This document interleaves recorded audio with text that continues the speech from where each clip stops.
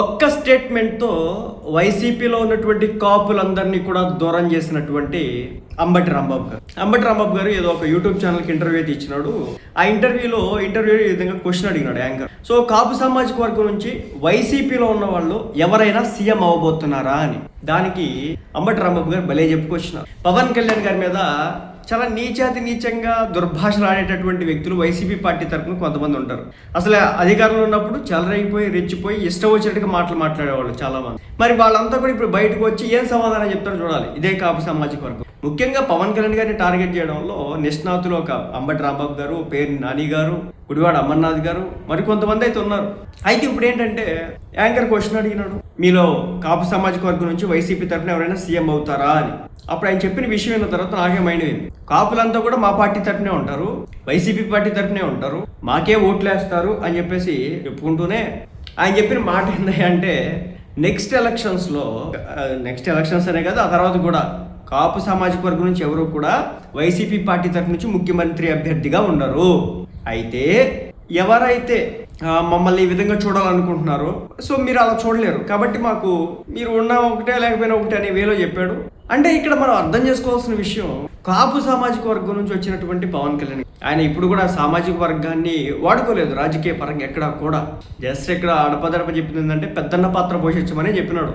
అయితే పవన్ కళ్యాణ్ గారు అవునన్నా కాదన్నా వద్దన్నా ఏదైనా అయినప్పటికి కూడా ఆయన కాపు సామాజిక వర్గానికి సంబంధించిన వ్యక్తే కాబట్టి ఆయన వెనక ఇప్పుడు ఆ సామాజిక వర్గం ఉండాలో లేదో దీంతో మనం అర్థం చేసుకోవాలి. ఎందుకంటే పవన్ కళ్యాణ్ గారు ఆ సామాజిక వర్గంలో ఇప్పుడున్నటువంటి పార్టీల్లో ఆయన ఒక్కడదే ఉంది, జనసేన పార్టీ. అలాగే ఆయన ఈ రాష్ట్రానికి సంబంధించినటువంటి డిప్యూటీ సీఎం, ఆయనకంటూ చాలా పవర్స్ అయితే ఉన్నాయి ఈ రోజు స్టేట్లో. అదే మీరు వైసీపీ పార్టీలో కంపేర్ చేసుకోండి, వైసీపీ పార్టీ దగ్గర నుంచి ఏ ఒక్కరైనా డిప్యూటీ సీఎం అయితే ఇన్ని పవర్స్ వాళ్ళకు ఉంటాయా?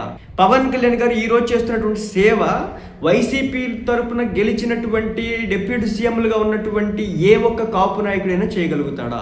ఇక్కడేమో ఒక వ్యక్తి పార్టీ పెట్టినాడు, తన తరపున ఎమ్మెల్యేలు ఉన్నారు, మంత్రులు ఉన్నారు తన పార్టీ నుంచి. ఢిల్లీలో కూడా రీసౌండ్ మోత మోగిస్తూ ఉన్నారు. ఇక ఎమ్మెల్యేలు అసెంబ్లీలో అయితే కనుక గట్టిగా మాట్లాడుతూ ఉన్నారు, ఏది కావాలంటే చేస్తూ ఉన్నారు.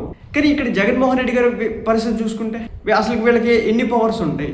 వీళ్ళు మంత్రులుగా ఉన్నా ఎమ్మెల్యేలుగా ఉన్నా ఈ కాపు సామాజిక వర్గం నుంచి ఉన్నటువంటి వ్యక్తులకు ఎన్ని పవర్స్ ఉంటాయి? ఈ రోజున అవునన్నా కాదన్నా కూటమి ప్రభుత్వంలో పవన్ కళ్యాణ్ గారికి చాలా పవర్స్ అయితే ఉన్నాయి, దాంట్లో ఎలాంటి మొహమాట అయితే లేదు. కొన్ని సందర్భాలు ఆయన నిలదీస్తున్నాడు, క్వశ్చన్ చేస్తున్నాడు, ఫైట్ చేస్తున్నాడు, ఫండ్స్ తెప్పించుకుంటున్నాడు, కేంద్ర ప్రభుత్వంతో మాట్లాడుతున్నాడు.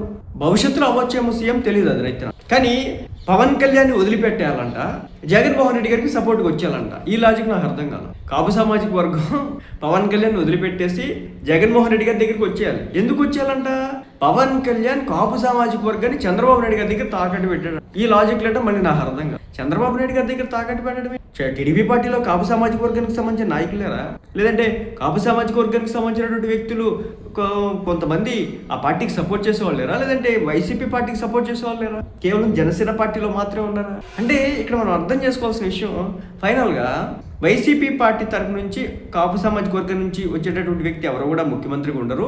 ఒకవేళ అలా కోరుకునే లెక్క అయితే కానీ మీరు మా పార్టీతో ఓట్లు వేయాల్సిన పరిస్థితి లేదు, లేదంటే మాకు తిరగాల్సిన పరిస్థితి లేదనేది అంబటి రాంబాబు గారు చెప్పకనే చెప్పినారనమాట.